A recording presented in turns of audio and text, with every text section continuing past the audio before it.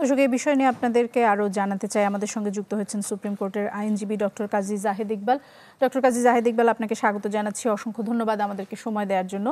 আমরা যেটি দেখছিলাম যে বিএনপি নেতা ইশরাক হোসেন গত 1 মাস ধরেই তিনি আন্দোলন করছেন যে তাকে কেন শপথ পড়ানো হচ্ছে না সেই বিষয়টি নিয়ে, এবং আন্দোলন চলবে।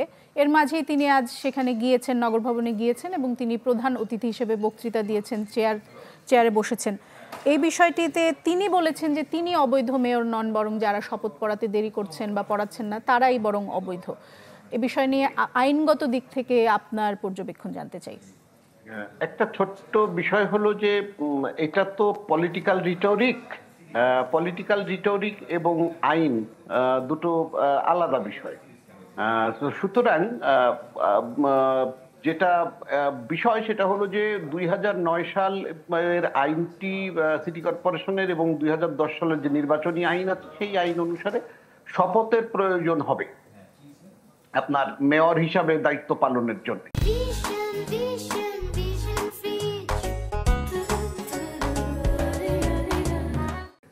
এমতো অবস্থায় যদি কোনোভাবে মেয়র মহোদয় নিজে দায়িত্ব নেন, এখন এটাকে ডিফ্যাক্টো যদি আপনি বলেন তাহলে ডিজুর যে ব্যাপারটি আছে আইনগত সেই শপথটা কিন্তু তার দরকার হবে।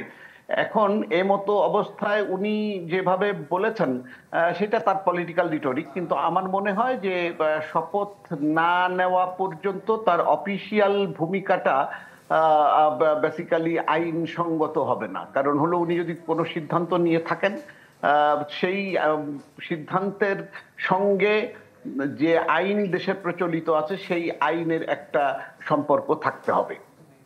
সামনের দিনগুলোতে আপনার কি মনে হয় যে এই ঘটনার আসলে কি প্রভাব সামনের দিনের রাজনীতিতে, এবং রাজনীতিতেই মূলত আপনি রাজনীতিতে এর কি প্রভাব পড়তে পারে বলে আপনার মনে হচ্ছে? আপনার পর্যবেক্ষণ জানতে চাই।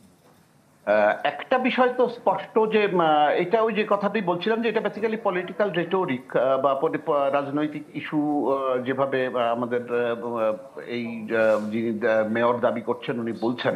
এখন প্রশ্ন হলো যে ভবিষ্যতের রাজনীতিতে ওনারা হয়তো রাজনীতিটাই এস্টাবলিশ করতে চেষ্টা করছেন। এখন যেহেতু বিএনপি একটি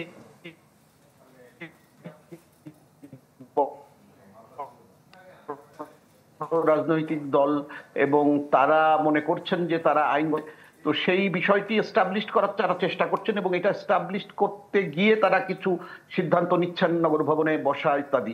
তো সেটার পিছনে আইনগত ভিত্তি যাই থাকুক না কেন, এটা পলিটিক্যালি তারা তাদের অবস্থান সংহত করার চেষ্টা করছেন এবং এইটার একটা অবশ্যই ভবিষ্যৎ আইনগত কি বলে রাজনৈতিক ইফেক্ট তো অবশ্যই আছে।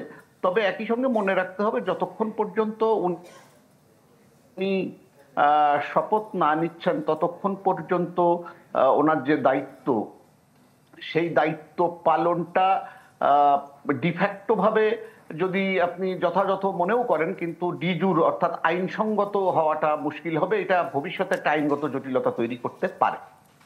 জি, এবং ইশরাক হোসেন যে একদিক থেকে তিনি বলছেন যে এই আন্দোলন চলবে, অর্থাৎ শপথ পড়ানোর জন্য তার দিক থেকে, তাহলে সেটাও মনে হচ্ছে যে তিনিও মনে করছেন যে শপথ পড়াটা জরুরি, কারণ সেই আন্দোলন তিনি চালিয়ে যাচ্ছেন। অপরদিকে তিনি আবার নগর ভবনে গিয়ে আজ সেখানে কিছুটা দায়িত্ব পালন করেছেন। এই বিষয়টা কি কিছুটা সাংঘর্ষিক হয়ে যাচ্ছে কিনা? তারা কিন্তু ফিল করছেন বা বুঝছেন যে আইনগত ভিত্তি থাকছে না তাদের এই মানে যে পদে বসে যাওয়া অথবা যে দায়িত্ব পালন করতে যাওয়া ইত্যাদি, এইটার পিছনে আইনগত ভিত্তি থাকছে না সেটা তারাও ফিল করছেন। সেই কারণে শপথের প্রশ্নটি তারা বারে বারে সামনে আনছেন। তো এমতো অবস্থায় আমার মনে হয় ব্যাপারটির আইনগত সুরাহা হওয়া দরকার। জি, সেটি কি পথে হতে পারে বলে আপনি মনে করেন? এখন খুবই স্পষ্ট বিষয় হলো যে ওই আইনে যেভাবে বলে দেওয়া আছে আপনার স্থানীয় সরকারের আইনে, সেই আইনের অনুসারে আপনার সরকারকে অর্থাৎ স্থানীয় সরকার মন্ত্রণালয়কে উদ্যোগ নিয়ে ওনার শপথের ব্যবস্থা করতে হবে। এটা একটা সমাধান হতে পারে। আর একটা সমাধান হতে পারে যে যদি তারা মনে করেন যে এইটা এক্সপায়ার করে গিয়েছে তাহলে সেটার একটা স্পষ্ট অবস্থান তাদের নেওয়া দরকার।